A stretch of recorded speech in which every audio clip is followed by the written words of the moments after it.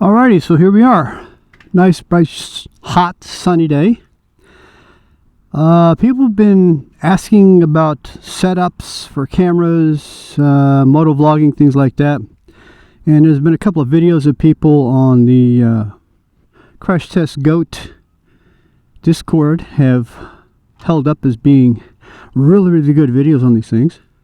So I figured I'd make my own and explain my own setup. And so everybody will have an idea of how I do things. First thing, I have Insta360 3X phone, DJI Osmo 5 Pro. That's my setup right now. I have power from the battery right here, 12.3 volts, which I'm going to turn off, because if you don't turn these off, they can drain the battery. And the phone and the camera don't really need a lot of amperage, wattage, power right now, because they're both fully charged.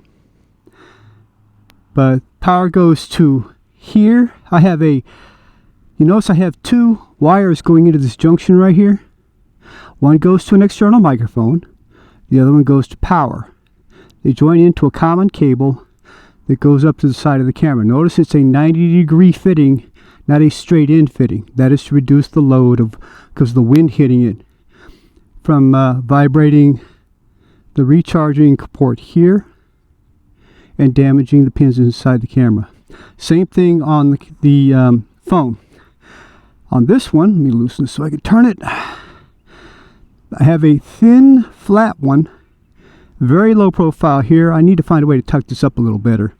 But that also reduces the load on this charging part of the camera. And you really don't want to damage that because it's very expensive to replace on a phone. Very expensive to replace on a phone.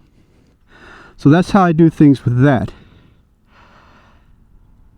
My Osmo 5 Pro 5 Pro, whatever. We have something really else nifty for this one. You open the back. Voila. And if I want to do some long-term camera footage, I have this. It's wired in. Magnets make it stick to the tank. Electrical tape protects the tank from the magnets. It's just right there. And you plug in your wire and you run up an umbilical cord from that up the side into the helmet. I have a port on the helmet. Kind of like what I did with this. All I have to do is plug a lead into it, and I will have power going to my chin camera. But my videos right now aren't that long, and the camera seems to have enough capacity to make them, so I'm not going to bother with that for a while. It's just another wire to run. It gets things a little more complicated.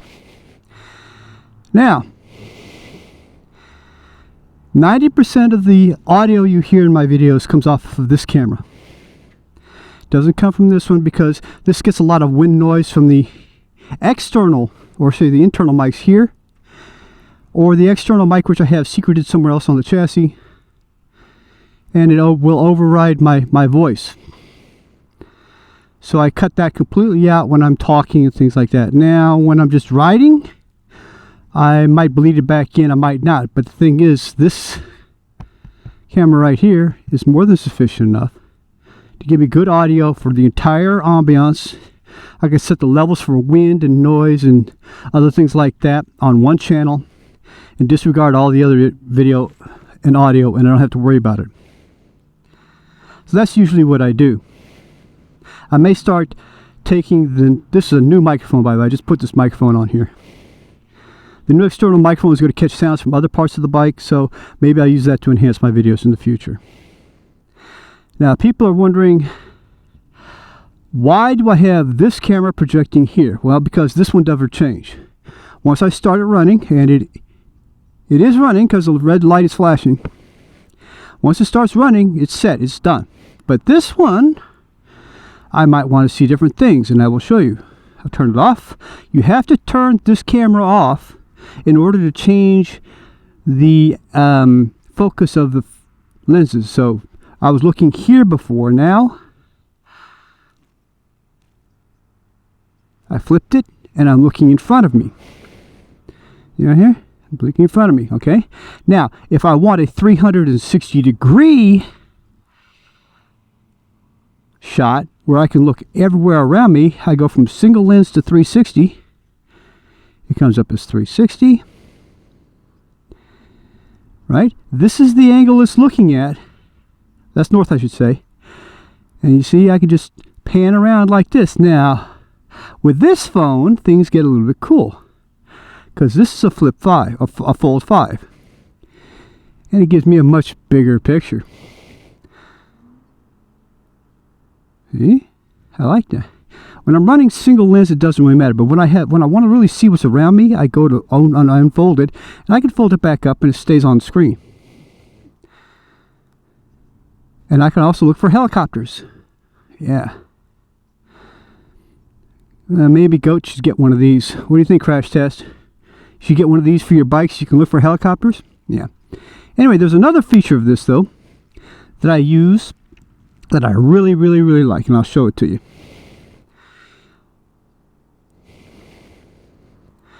I'll watch. I'm going to pull up my speedometer program. Okay. Yeah, I know GPS is connected. Let me turn my volume up on my comms unit. There we are. Okay. It wants to sell me some stuff. I don't want it. But we'll start the trip and then we'll pause the trip. So right now we're on pause. And I do this. I take this. Come here. And I put it here. And I take this. And I put it here. And then I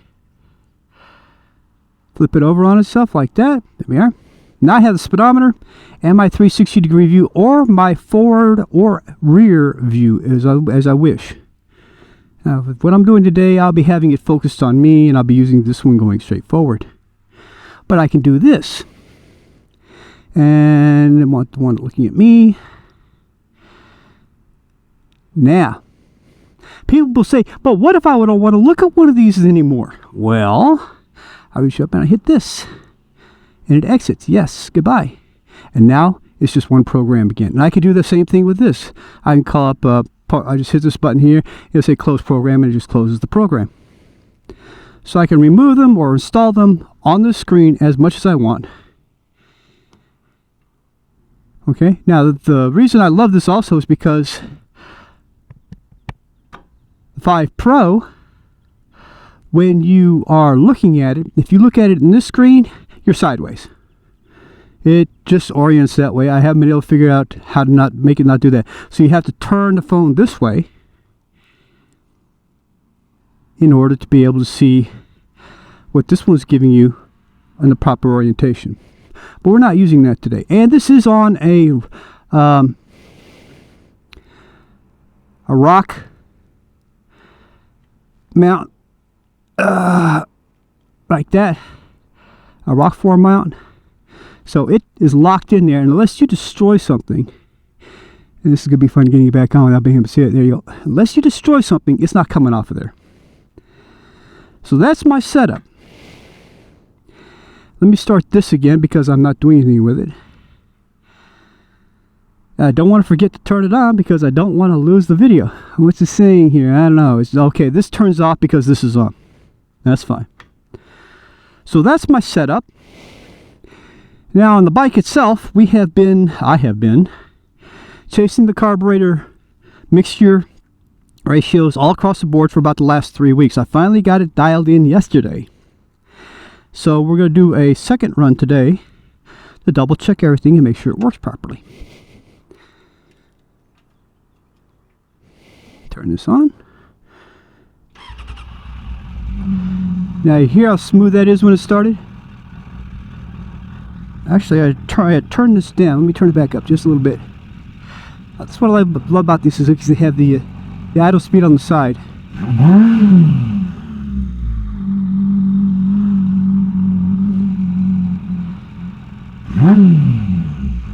Now you notice how it just comes up and back down, right? And it stops.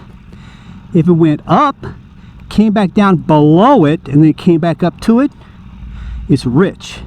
If it goes up, comes down, kind of hangs about 2,000 RPM, then drops down slowly, it's too lean. So that is basically perfect mixture on the low side. Doesn't settle too fast or too slow. So I'm happy with it. So we're recording here. We are recording here. Audio is working on both of them. And we're going to go for a ride.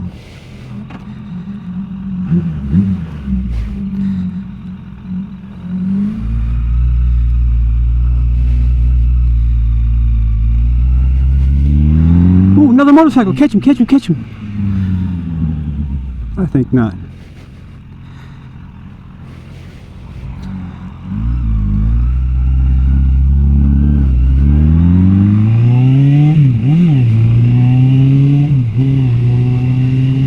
It's turning anyway, so it doesn't matter.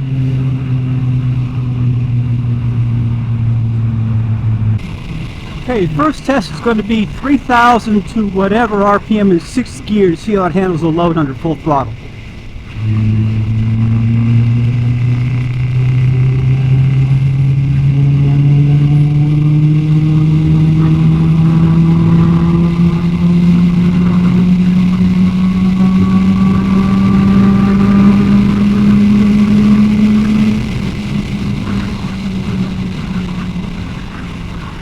Still acting a little rich. It just doesn't take the load as cleanly as I want it to. Now we'll try it in 3rd gear, same RPM range, and see what happens.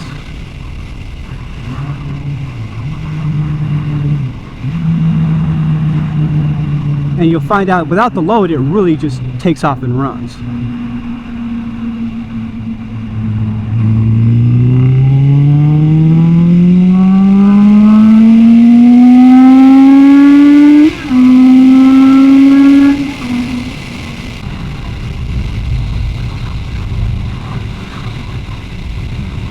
So it still needs a little bit of work, but as long as you keep it above 6,500, 7,000, it goes like gangbusters.